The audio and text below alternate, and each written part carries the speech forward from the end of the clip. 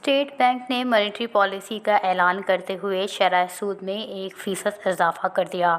مرکزی بینک کی جانب سے مانیٹری پالیسی کا اعلان کیا گیا، جس کے مطابق شرح سود اضافے کے بعد 16% پر پہنچ گئی۔ گزشتہ مانیٹری پالیسی میں شرح سود 15% پر برقرار رکھی گئی تھی۔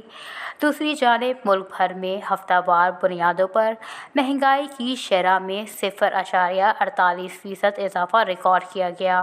ادارہ شماریات کی جانب سے جاری کردہ رپورٹ کے مطابق سالانہ بنیادوں پر ہفتہ وار مہنگائی کی مجموعی شرح 30.16% تک پہنچ گئی۔ ایک ہفتے میں 19 اشیاء کی قیمتوں میں اضافہ ہوا اور 9 اشیاء کی قیمتوں میں کمی ہوئی۔ ایک ہفتے میں فی درجن انڈے کی قیمت میں 21.50 کا اضافہ ہوا۔ برائلر زندہ مرغی کی فی کلو قیمت 11.60 بڑھ گئی۔